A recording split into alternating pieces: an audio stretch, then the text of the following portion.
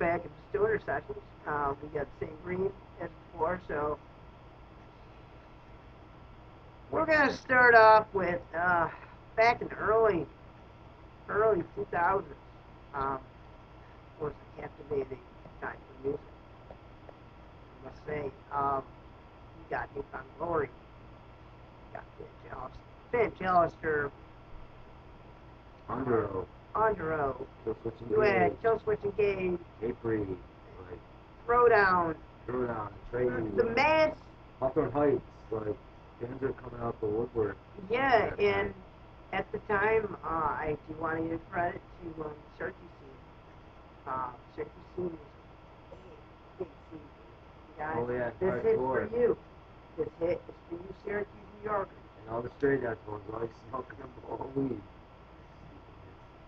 But Yeah, no, I love you guys. Straight edge or not, whatever. But Do your thing. No, there were some good to 18 digits.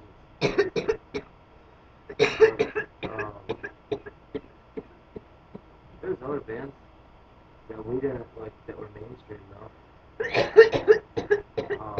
What's that one band? Again, like Idiot Spirits, all that garbage came out.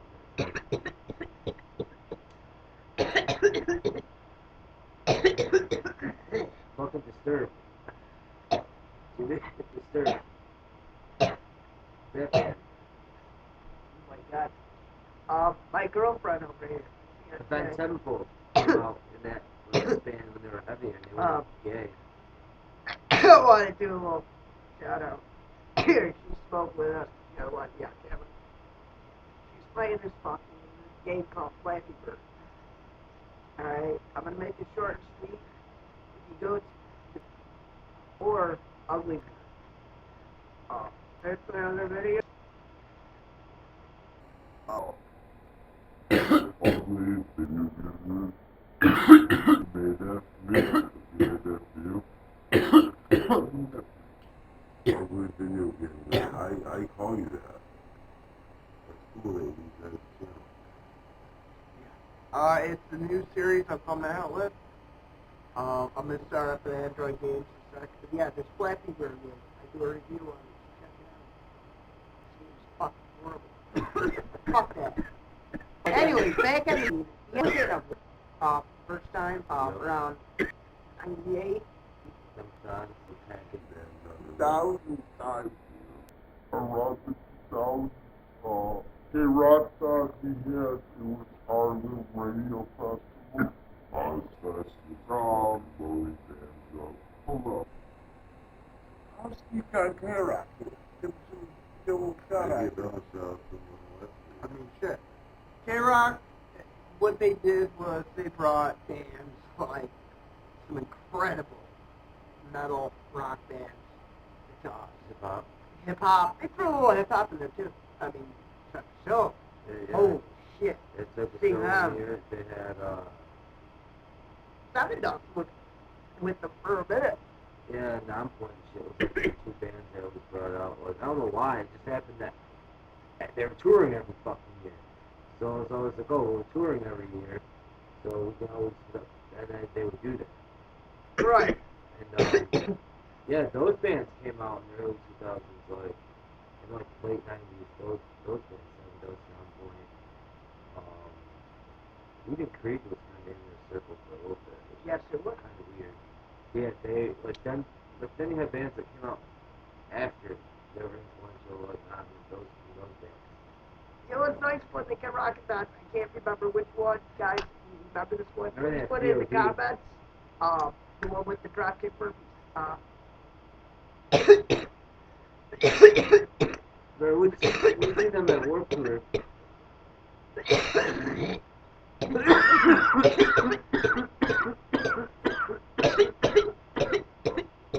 We're only 4 minutes into this video too.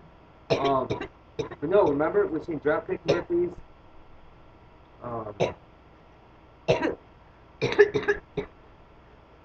Dropkick Murphys ourselves. What was the other? There's bands on there too that were killer. Yeah. Oh, like when fucking before Ben Semple got gay, like, I turned to this shitty, like, trailer park fucking rock music they do now. Like, before when they were heavy, that was when they were playing that year. And Travis Barker's project, Transplants. Yep. All three of those bands played With, that. what's his name from? In Atreyu, actually. All those bands played Oh my them God, stages I right love there. this band. Anyways, yeah, that year with the Murphys, I saw them up in Albany. No, That was Saratoga. Saratoga, excuse me. I saw him in Saratoga Yeah. for the first time. My buddy introduced me to him, and he said, "Hey, you got to see this band." And you know, I was jamming out to him for a little bit. You know, he got me into him around early 2000. Salt. What would you say your favorite live band from that era is? That's a tough one. Because around 2000 was a big time for me in music. Because that's when I started merging out into the live scene. I mean, I've been going to concerts since I was a little kid. I was seeing Seeger and shit. I think in the early 2000s, God, I think I've seen it. I think the heaviest live band like that I ever seen. Anyways, No, I'm talking about best live band in the early 2000s. Mine would be. I would say mine would be probably Taproot of Deftones at that time.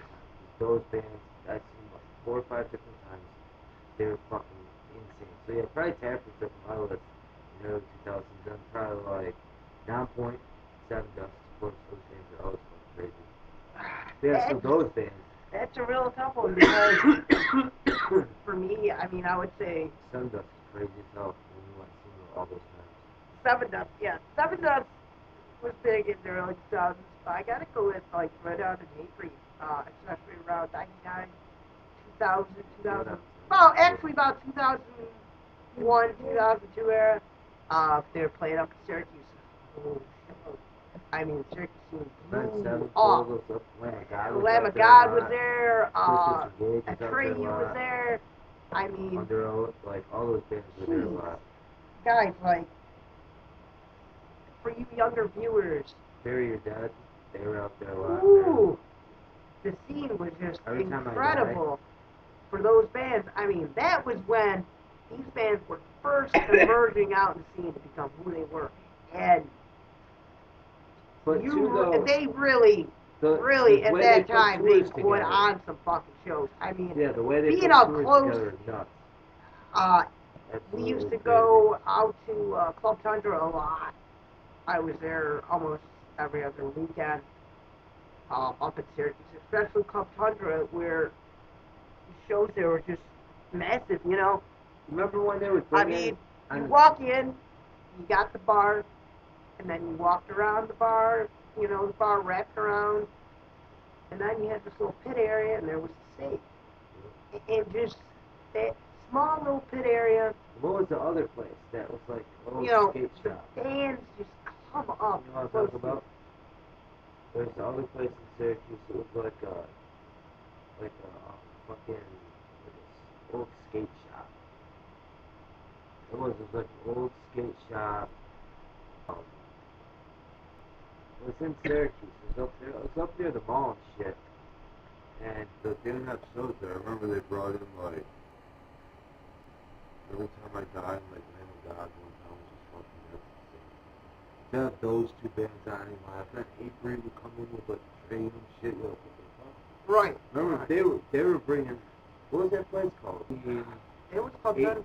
You were gonna see Visions, Shark. Oh, you thinking the Furnace? Yeah, that place. Furnace. Great. Oh, I had one memorable time about later 2000s with. Mine was the 18 Vision show. That was my shit. 'Cause they threw the fuck down. For Shark killed it. Like that dude was running all over the place. Fear Farm. Yeah, they were there. They were at that show. Yeah. Was fucking. Yeah. That's the very first Shark in 18 Visions. Like, you, what the fuck? About 2004, 2005. Yeah. That show also ballistic. Then they bring in, like, Lead singer Throwdown. just jumps up and freaking climbs up on, hanging around the rappers like they're monkey bars. Yep. Still continuously going with the flow of the music and Well, remember singing. though? It was incredible.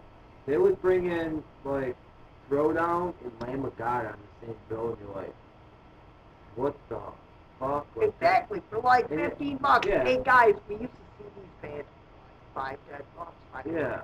It's crazy. I saw it for you for maybe 8 bucks one time. I've seen a lot of those bands for free. Like, just, Dance, David Yeah. Dance. I mean, I've oh, seen those guys for I free. saw those guys. Yeah, we saw those. No, I paid the $5. You got it. But that I saw Dance, David Dance in this tiny cooped up little In New York. in Clinton, New York, this little record shop. And it was hilarious because there was about 40, 50 people in this tiniest little room, and the band's starting to play, and here's this Johnny Craig singing, and I'm like, yo, getting into vibe and shit. It was during the song Lemon Rain Pie, actually, and he swings his mic, smacks me in the fucking head, and I almost flip out on him and deck him, but I just had this, I can't do it type of thing, caught up. What about Luckily, those- but I was so pissed. Yeah. That motherfucker swings the mic right into my fucking dome like it's nothing and goes back and singing, about- And I'm like, wow. What Fuck about you, but the Johnny Seven Craig, Dust shows? you are the shit. I love your music. What about those Oh. shows? What about the Oh. Seven Dust shows? Keep Did we doing what you're travel the Seven Dust? Remember, we traveled high and far for those guys. Oh yeah. Oh yeah. We've seen them do all kinds of shows, like the real crazy ones. Remember, we seen them like Cold one time in Seven Dust. Like, yeah, and then we seen El Nino and Seven Dust. I'm like, oh my god, for free. And all we gotta do is get there. We're like, yeah, whatever, we got cars, we're straight. We're walking around with VIP pass. Yeah, VIP pass on. And at the time for me in the early 2000s, like 2000, probably 2004, those bands were my shit. Like Nonpoint, Seven Dust, El Nino, Taproot, Deftones, Incubus. Like those were my core bands. And at the time, Cold Chamber for a minute, and the Devil Driver. And I still dig those guys a lot. See, with me, I was in, like, I listened to Deftones, and I listened to, Like, those Incubus bands are and part of my Pantera life, and all like, that. Yeah. Around early 2000s, I started getting right into, like, pop rock, Yeah. screamo and such, and I was starting to kind of transition myself right around 2000 into more, bringing my pop elements I grew up with and the rock and metal elements I grew up with and combined together, and you got and You Found Glory, Homegrown, I can name off so many variety bands. That was a big company for me. Early 2000s. Yeah, they were a nice label though, Drive-thru because they had records, diversity on that label. Yeah, they had A lot very of different styles Yeah. on there. Your Alistair, but then you were jamming out to like early November. And then Finch brought, hey, we're going to be a little heavier, guys. You Found Glory was on there.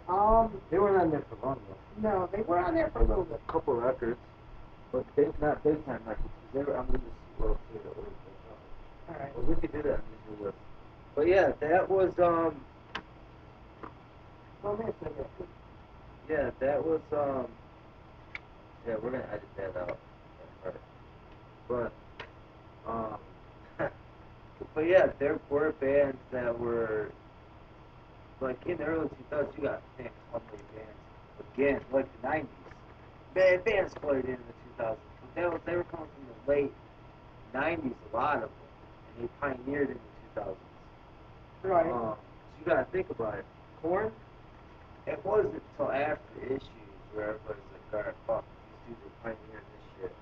Nobody was doing what they were doing. Nobody.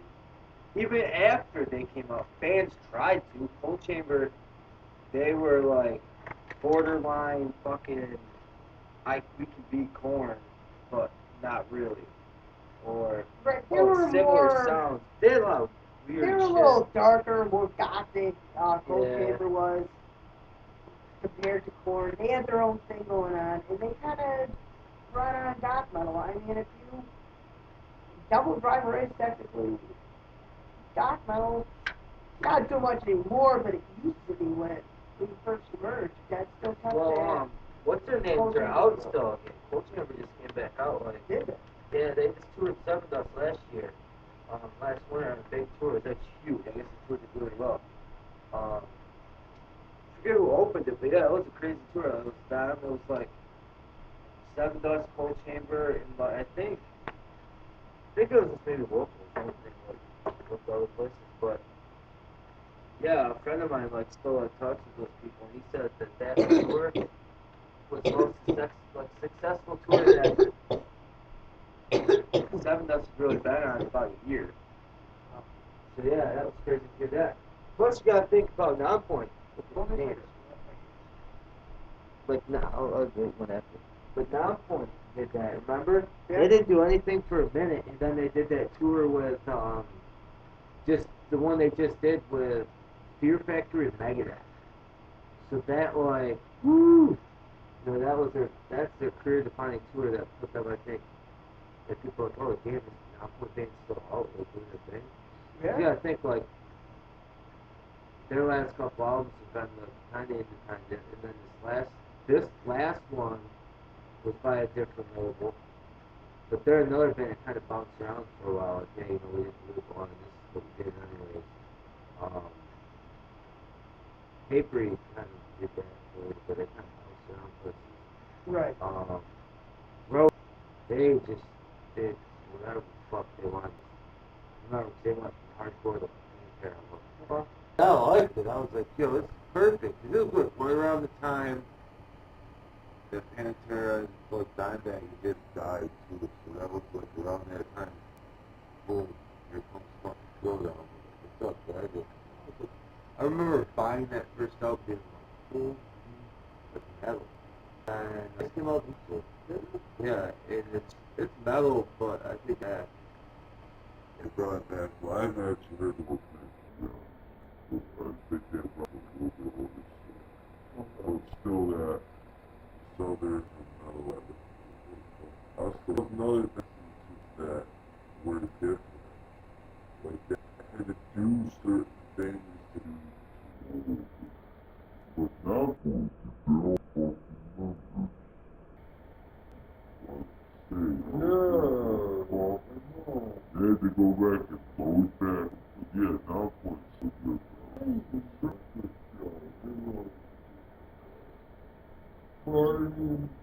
Oh yeah. Oh, I'm gonna start that. What? But we're gonna end this today.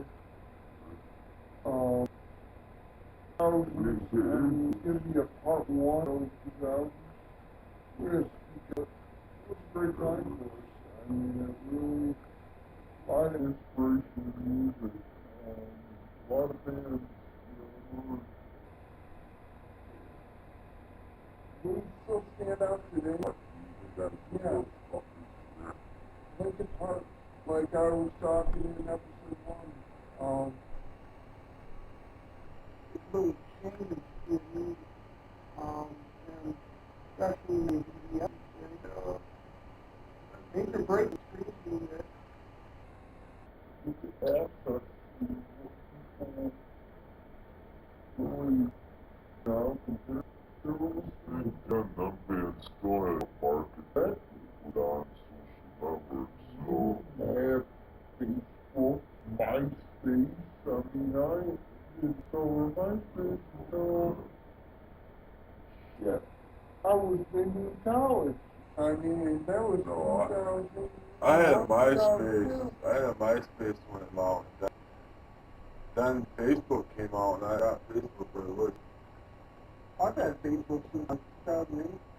Yeah, but 2007, I think you said. So it's 2007, 2008. Yeah. When I first went to Earthwork. Yep, 2007. Even my first year, that was before you were there. Yeah, it was before you lived in college. I remember I lived in college, Earthwork, I'd probably put that, like, they help me make a baseball machine. I was in college too on the first time. Right. And I remember Facebook at that time. You said it's the way that you're old. If we didn't have it, it is like, hey, I know my buddy back in New York and whatnot. And back then, it was like, I'm just gonna off the street. It was, well, no, it was a good game and shit. I mean, yeah, go back and, I mean, everybody had fun. Him, though. Aim was big. But then Napster. Well, Napster was different. But that came out. Yeah, I was on Napster.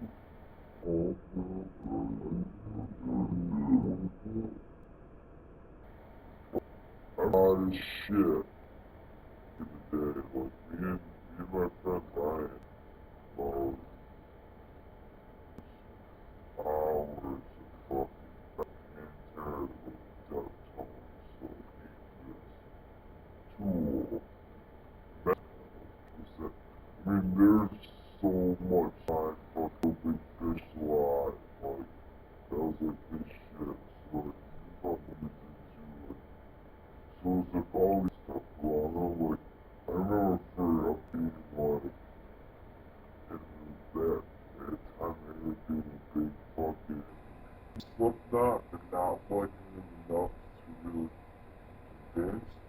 But like then that first album, like the first one I love like that first one, yeah, I was like, oh fuck. Nobody can do that. Like Are you talking about Making Killer? no, I'm talking about what's that first one? When they started, Self-titled? yeah, when they started Roadrunner. That when it was weird because I had heard about them recording that album, reading a guitar magazine. They were talking with the guitar players about that. But Rick Rubin, or not Rick Rubin, but Rick Ross. What's that? Rick Robinson. Rick Robinson, Had a fucking section in the magazine talking about the bands he was like working with at that current time. That was in like '98, and they was talking about Slipknot. What the hell? But I didn't make no like much like memes of it. I was like, whatever. There's a little page in this article in this fucking big magazine. Fuck them. And but I saved all my magazines back then. I was applying out color bug with like music shit. I would save like news articles and shit like that in magazines. And I kept that magazine, and boom, like they would come out, and I'm like, yo, I read about this band like a year ago, and nobody knew who the fuck they were. They came out, and they were slow when they came out. yeah, they were. And then all of a sudden, like that first Ozfest, people were like, what the fuck? And then they just went on these massive fucking tours, and they were in all the AP magazines, and They were guitar, and like everywhere. alternative or like not alternative press, but like what was the other one? Circus magazine, like Yep. metal, whatever. Metal Edge. Yeah, metal. Like they were on all the covers. I was like, oh my god. I heard about this band. Imperator. Yeah, Hit Parader. That was another one. They were all on every fucking cover for like 3 years. Like there would be a switch every now and then. You'd see like Korn on there for doing something, or Yeah. Limp Bizkit on there for. But yeah, it was fucking the craziest thing because in the early 2000s, there was a lot of shit going on. Like a lot of different bands were doing a lot of different shit. Bands from the 90s were fucking coming in the 2000s. If they were heavy rotation in the 90s, they were coming in the early 2000s. Some of them We're starting to really get that. yeah, and some of them just shit the bed. But there were some of them that went in there and raised hell. Yeah. Like you gotta think like Godsmack came out in the fucking the late '90s, so they kind of came in the 2000s kind of in a boom. And Stain was another band came out in the late '90s, so they got to blow up a little bit. Incubus, Seven Dust, Down Point, but they came out in the 2000s, so about like 99 films. So yeah, they came out in the late 90s. On tour circuits, they were. Killswitch Engage kind of like pushed through that like the New England area metal scene like in the country, they kind of pushed that a little bit harder. But Hatebreed's from that area. Right. They were doing a whole other thing. And then you go to like Northwest New York and you got bands like the Guru Dolls, like on the radio rotation. You have Every Time I Die down the street. Yeah. So it was very, Very diverse, very different. yeah, in the early 2000s, bands were coming from the same area, like, with their friends. Like, it was weird. With their friends, like. Exactly. And I think, too, with, you think of bands like, you know, Head PE, Cold Chamber, and bands that came into 2000 still rocking. And those bands all knew each other for years, like, the same touring circuit. Right. Like, Deftones and Korn, like, all those bands came out in, like, the mid-90s, I don't know. But when they touched fame, they were young still in 2000. Some of those, like the Deftones, was not even really pushed yet. True. Like they were still like Then White Pony came out, and that was so they rocked like what they did in the early 2000s. There's a lot of bands that like generated from the early 2000s into the 2000s as well. Like bands like coming out with fresh stuff. Then there's bands from right now you still pushing in, like putting their things out. And some of those bands came out like '99, so like fuck. '99 was a crazy year in music. A lot of bands came out. Oh, a lot of bands did And like emerge. '98, '97, like a lot of bands. And there was a lot of bands that were out there, but then they just hit it. Yeah, like some bands just like jumped right in, like and took off. But think of the Offspring. They just jumped in and took off. Yeah. They weren't really. Or Yeah, they weren't really at times trying to do anything different. But that was what they were doing was different than what was going on. But Green Day too, they launched it. Like even in the 2000s, they were still goddamn like the, yeah. from like 2005. Remember, they said, I can't remember the album name, but it was the one that had a storyline to it. The one that was like that was really big in the 2000s, Yeah. like later on, like 2005 Yeah. and 4 and shit. I don't know what that was, but that shit was Well, their that album, Green Day said, American Idiot or something. yeah, it was American Idiot. After Warning, they were like, we're about to give up. And Then they did. then they said, Yeah. well, we're going to put out this little album. We got this idea floating around. We're going to see what happens with it. If it goes big, we'll stick around. If it flops, we'll just die out. And they thought they were going to die out. Nope. Yeah, that's Look what happened, America. Well, think about it. Took American They're Idiot. back to doing punk rock now. They're putting two Yeah. albums out a year. They just put 2 albums out like in 2013. The last one just came out in November. Yeah. So they're out there doing their thing, and then they've already talked about. I've already heard like shit, seen stuff all over on different blogs, like they are putting other stuff together. Jesus Christ. So yeah, those bands like that came out in the '90s, they still tore into the 2000s and like did their thing. And they're still doing their thing. Some bands did it differently. Exactly. It just depends on what way they went. I mean, right now, Jeff Buckley from Every Time I Die, I mean, he's doing some rock. I can't remember his project name. Gino's doing crosses right now. I mean, Another band from the era that did another yeah, as well. with CBM, and Yeah, Davis. he's got J Devil. Yeah, Jeff has a new album out. You should definitely do that. All the Check it out, and on the other hand, you gotta look out for that guy. Yeah, Big Devil from Johnson Davis. But I'm saying the DJs from the band, like Head P and like DJ Lethal does shit on the Yeah. side.